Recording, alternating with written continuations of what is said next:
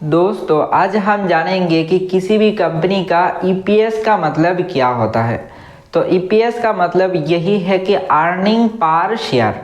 तो देखो दोस्त, अर्निंग पर शेयर मतलब यही है कि आपने मान लो किसी कंपनी का शेयर्स को खरीदा है, जो शेयर्स का प्राइस है 100 रुपीज़।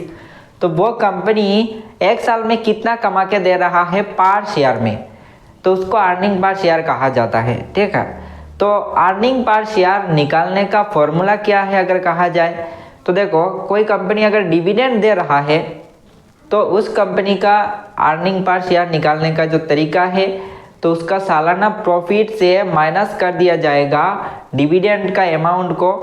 उसके बाद नीचे क्या किया जाएगा कि टोटल जो उस कंपनी का शेयर्स है उस शेयर से डिवाइड कर दिया जाएगा, तो ही उस कंपनी का जो ईपीएस है वो निकल कर आ जाता है।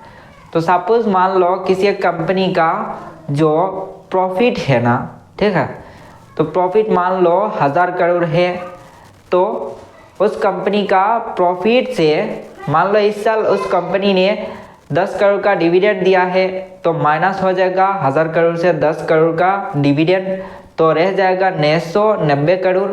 और नीचे उस कंपनी का टोटल जितने भी शेयर्स होंगे सारे शेयर से 990 करोड़ को डिवाइड कर दिया जाएगा। उसके बाद जो अमाउंट निकलेगा वही उस कंपनी का ईपीएस माना जाएगा। ठीक है, तो दोस्त आई होप आपने समझ ही लिया होगा कि किसी भी कंपनी का ईपीएस का मतलब क्या होता है। तो ईपीएस यही दर्शाता है कि इस कंपनी ने पर शेयर में कितना प्रॉफिट कमाया है।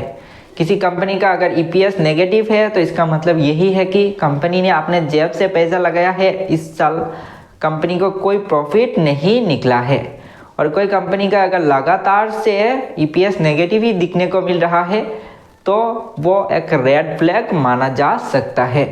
ठीक है, बट कंपनी का माइंडसेट समझना भी ज़रूरी है। कभी कभार ऐसा भी हो सकता है कि कंपनी के पास बहुत ज़्यादा कैश पड़ा हुआ है, बट मार्केट को कैप्चर करने के लिए हर साल अपने पैसा लगा रहा है बट प्रॉफिट नहीं कर रहा है।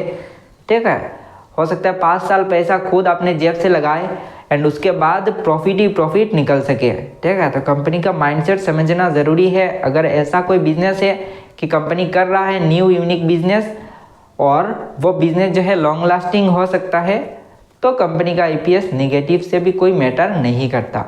और सिर्फ किसी कंपनी का ईपीएस देख के ही डिसीजन लेना बहुत ही गलत है। हर एक फैक्टर को जानना ज़रूरी है। तो अगर आपको बुक वैल्यू जानना है तो भी आप बुक वैल्यू जानो, सब कुछ जानना ज़रूरी है। तो प्लेलिस्ट है एक, तो किसी कंपनी का फंडामेंटल एनालिसिस करने का सही तरीका क्या है आप प्लेलिस्ट में जाके देख सकते हो। तो फिलहाल आज के लिए इतना ही, मिलते हैं किसी नए वीडियो के साथ। और ये वीडियो सिर्फ एक इन्फॉर्मेशनल पर्पज़ के लिए है, कोई भी इन्वेस्टमेंट एडवाइस नहीं है।